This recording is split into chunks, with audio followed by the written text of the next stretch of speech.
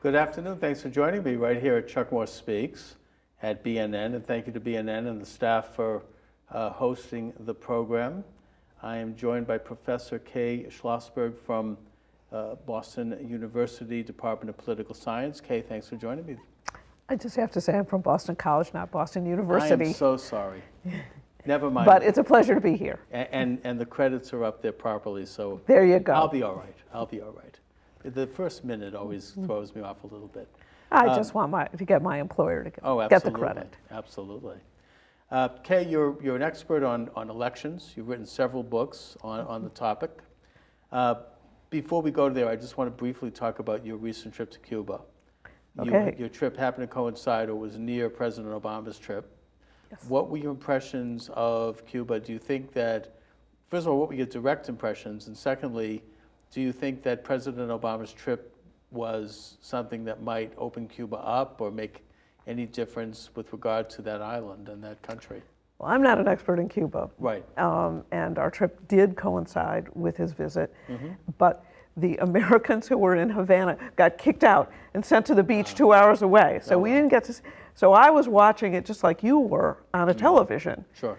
But I was also seeing that in the hotel we were, that the people who work in the hotel were very interested. It was my general impression that it made a positive impression on the Cuban people, regardless of the fact that Fidel seems not to have been particularly pleased. No, I mean, apparently they didn't even meet the president at the airport, and there was like a kind of a diplomatic snub and all of that. Yeah, there was some ambiguity about that, and I gather that the American president, that Obama, handled that rather graciously, and he and Raul Castro did go to the baseball game together, and so on. And I think the most important thing that happened was that they had a joint press conference, and Raul actually had to answer questions, and I gather that took him aback because he's not used to having to answer spontaneous questions from people who aren't muzzled. Right. Well, I hope that might have opened things up, because I know when Reagan was president, he would use opportunities when he was visiting Moscow to make statements that were very anti-communist and anti-establishment there, and the Russians were just chafing at the bit, but there was nothing they could do because the light was on him, and I think it did have an effect in the sense that that whole regime imploded. Not that that was the reason, but it didn't hurt any. You are studying the election as it stands right now. Your particular emphasis is on campaign finance. I mean, I study citizen politics and how Americans get involved in the political process. And I've taught parties and elections in America for more years than I can count every single federal election cycle. So I will teach it again in the fall, as I do every 2 years. So it means I have to watch so that I can help my students, but also because now, I'm one a of citizen. the trends you've watched in the election cycle is how money plays a role in the different candidates. You've talked about some kind of a reform of the system because big money is entering in, especially after Supreme Court decisions. Remind me of. Okay, there was a series of federal court decisions. The most important one, and the one that we all know about, was called Citizens United. It was January of 2010. There have been a couple more since then, one called Speech Now, one called McCutcheon, that have basically lifted the lid off what individuals can give to candidates whom they favor in elections. And the important thing about these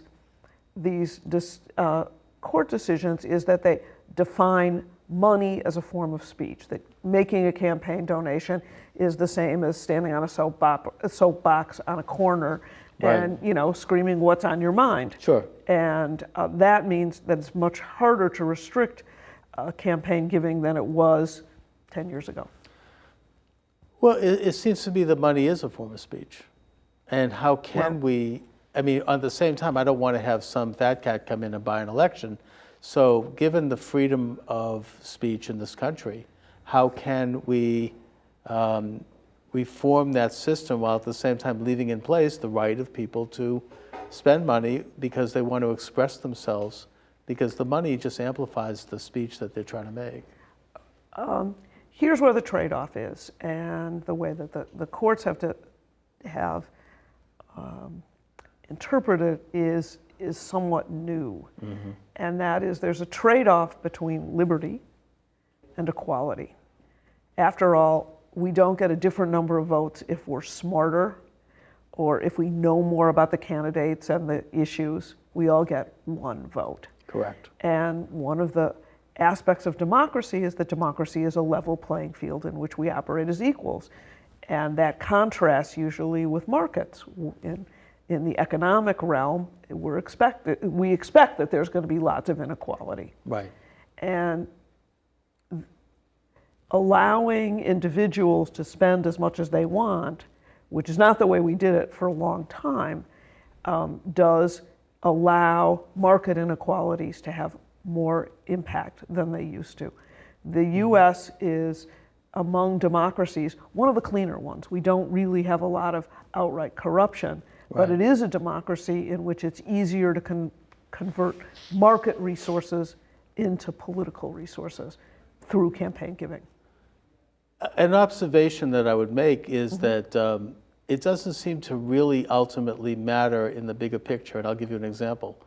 One of the biggest spending campaigns this year was Jeb Bush. Right. He spent $150 million and got him nothing. Whereas you have a guy like Bernie Sanders who is strictly run, citizen donations, $100, no more, is surging. And we could look at examples in the past like that too. I remember in 1970, there was John Connolly, former governor of Texas. They called it the $1 million delegate. He spent $1 million, which back then $1 million was big money, and he ended up with one delegate. Whereas you could have 80, not 1980. Thank you. Whereas you could have somebody come out of nowhere with no money, running a campaign on a shoestring, and they can catapult into the public imagination. So big money only gets you so far. It's not so much that big money only gets you so far, is that big money doesn't always win. Right. The big spender doesn't always win, but on average, big spenders tend to win more often than they lose. Mm-hmm. But my concern is that when politicians have to spend a lot of time raising money, and they spend a lot more time than they used to, it means they're spending a lot of time with wealthy people and not with ordinary people, like your neighbors and my neighbors. And what they're hearing is about the problems that wealthy people have that ordinary people don't necessarily have. It's not that wealthy people don't have problems, They have human problems. Yeah, human problems. Aunt Agatha's in a nursing home, and right. we're worried about that. But they're not hearing about they're not on the street hearing from workers about working conditions. And, the factory that just closed and denied them a job they'd had for a long time, or being foreclosed on a I suppose Trump's been foreclosed, but he has 3 times. But at the same time, the biggest donors are the unions to campaigns. I mean, I think if you take a look, that's not true. It's not, because I think I looked at a statistic. I can't exactly cite it, but the top 10 organizations that donate to campaigns, of those 10, I think at least 4, if not 5 of them on the top were unions. That's all true. The deal is you have to look at where does all the money come from. And when the union money is put together with a variety of other kinds of money, union money doesn't amount to very much. Individual giving is directly to campaigns is more than PAC giving, and certainly more than union giving. But then there's all these other kinds of money that go to super PACs and to. Well, I think the unions actually do have PACs, don't they? They do. But the thing that Americans have, we all see those lists. We all do. Right. And they're misleading in a lot of ways. Mm-hmm. One of them is that PAC giving is much smaller than individual giving, and that individual giving isn't only directly to campaigns, but goes to a lot of other kinds of institutions, including super PACs. Okay. So those lists are somewhat misleading. The other thing is that when you have a union that gives a lot of money, like the American Federation of Teachers or something like that, which is a union that definitely has money that gets into political campaigns, it's representing a ton of people, a whole lot more people, so that the individual donor is maybe but then and also it's a more powerful donation because a union like the American Federation of Teachers or the National Education Association, they can mobilize what's called in-kind support. They can send people out to hold signs and go That's into, absolutely right. And they mobilize them. They send them to different states, and they can pay them, and they can lobby, and they can protest, and they can do all those wonderful things. Yeah, So, that's okay. That's right. To a union, the biggest resource is person power. Right. And that's a very important and it resource becomes for a it union. becomes like a political machine. When we talk about why do people give to campaigns, they usually have one of two goals. One is to influence how the election comes out. Sure. Is to figure out who's going to win. The other, who are called access givers, and typically corporate PACs are access givers. They almost don't care who wins. They just want to make sure that the door will be open to them of the person who's holding office, so that they can present their point of view, a point of view that they believe in, right. often on extremely low profile, narrow matters well, I guess that don't come to the public attention. Right, they want some kind of special favor for their company or something. It's not even a what special is it favor. That they want, I guess. Well, they want a whole array of often very narrow. They're not favors. It's influencing public policy, often in very low profile ways, but that often have a huge impact on our public life, on our public. No, really on their fortunes rather than on ours. So, So they want to have some kind of a favor for their particular industry. Some law passed or lobbying. It doesn't even have to be a favor. It's shaping the details, sort of, in a way that makes regulation less onerous, or that for example, you may want to delay the implementation of a particular act, or that a particular form of, well, here's an old-fashioned one that people can understand. Okay. Is that, this was a number of years ago, that there was a bill before Congress that was going to force people who sold used cars to list all the defects. Okay. And that's the kind of really low-profile issue.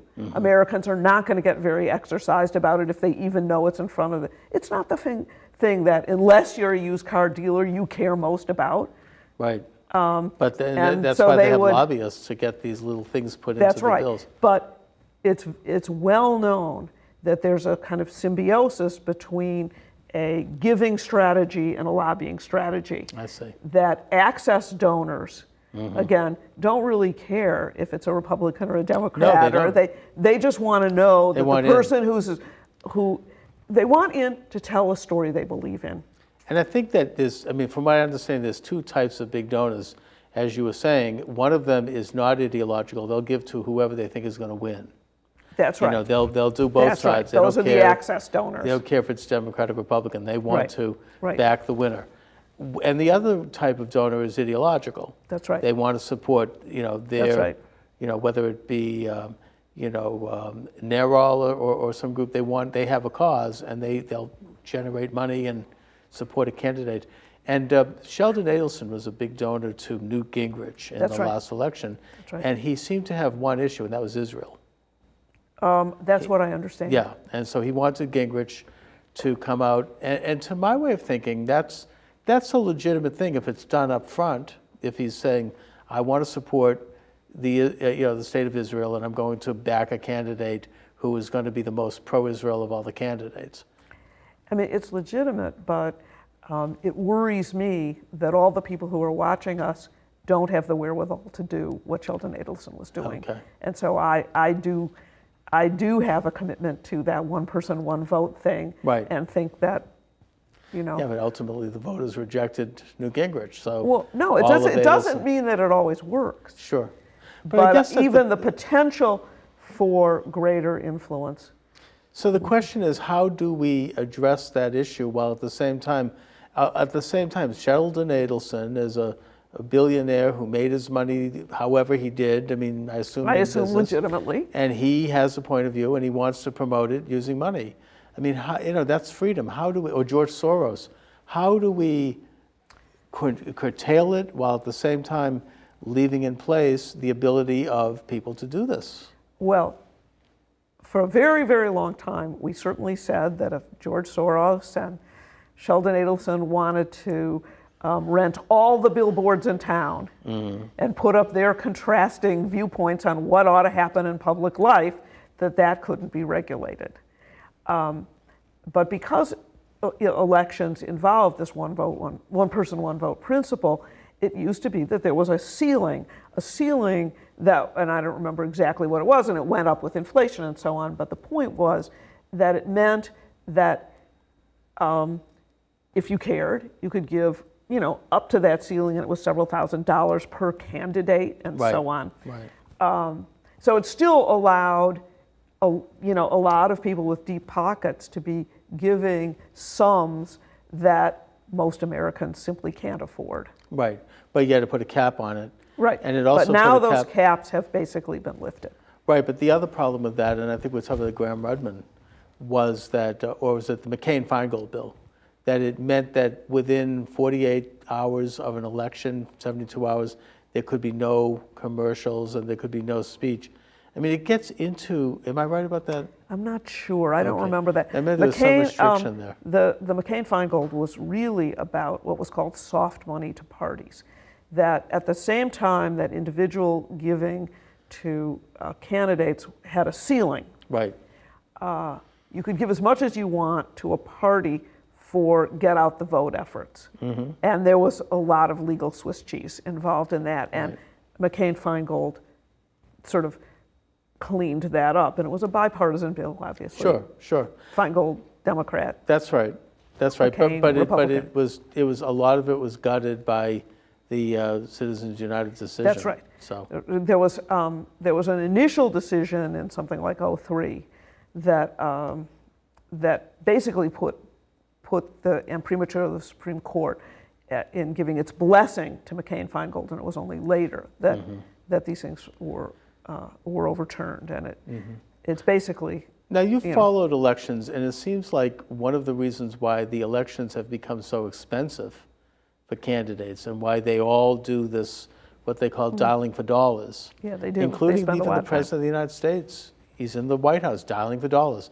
Everyone I think he can't do it from the White House. Yeah, but they all do it. Anyone who's up there did it. I mean, that's the only way they made it. Of course. But the problem is because the districts, and maybe I'm talking about Congress here, they've become so large and so populous that it's impossible to do what Tip O'Neill did in his day back in the 1950s, which is that he went around in his district in Cambridge and Somerville, and he knocked on every single door in that district and personally asked people for the vote. And he's not a guy in good shape either. But he did this. He wrote a book about it. It's fascinating. It's a great manual. But you can't do that anymore because since that time, the districts have grown so big that they're almost like states. You can't possibly go out and meet that number of people and make that kind of personal contact. So therefore, they have to rely on this money coming in so they can buy mass media and appear.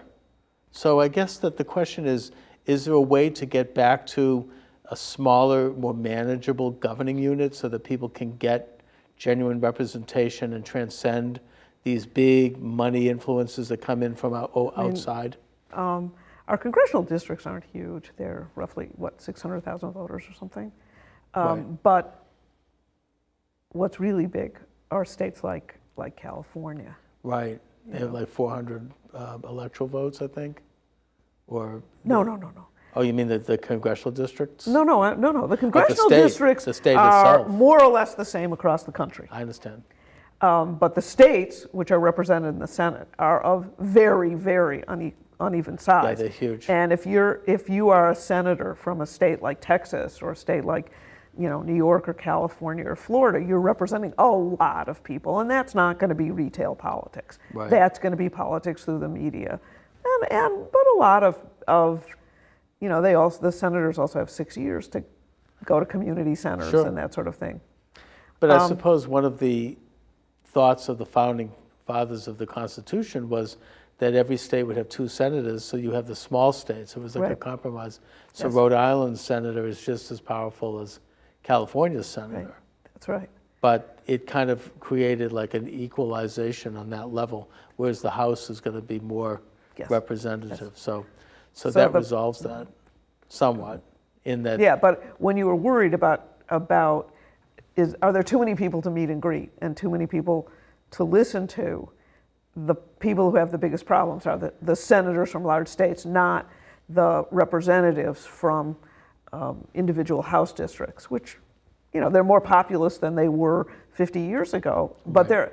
I think that's not such a big problem. I guess Okay. I'm not as convinced that the fact that Right, okay, I just thought Yeah. I'd bring that up for some Yeah. thought.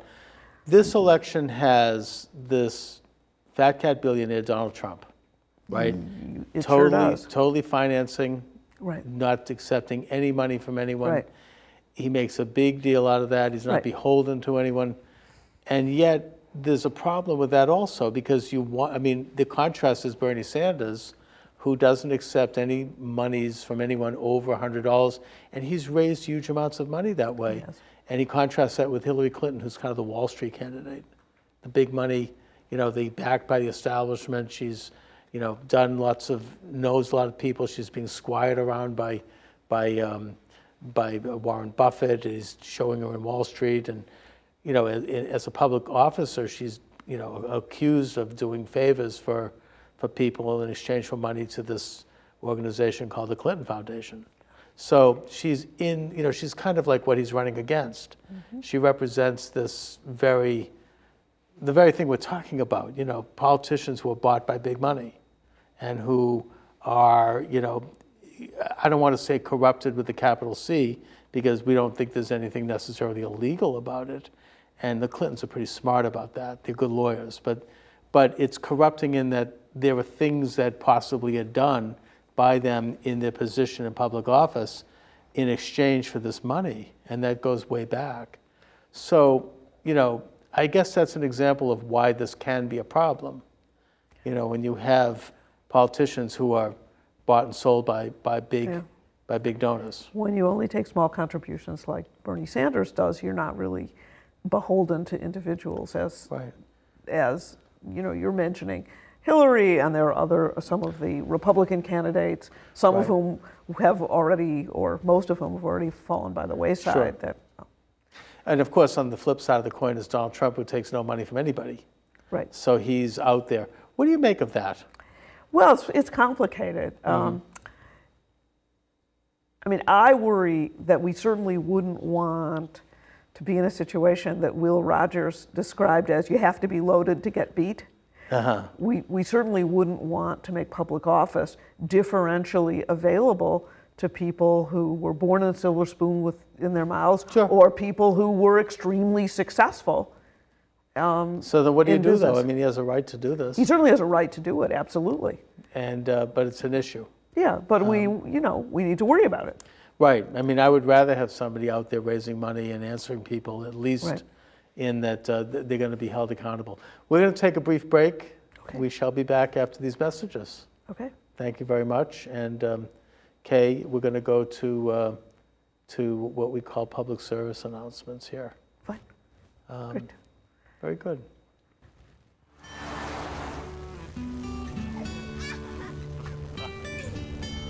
They say that when you're facing extreme danger, your life flashes before you.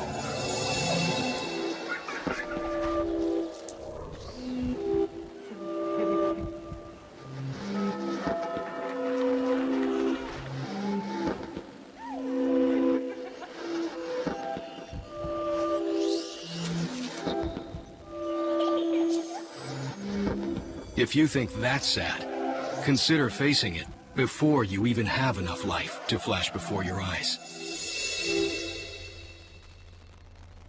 Car crashes are a leading killer of children 1 to 13.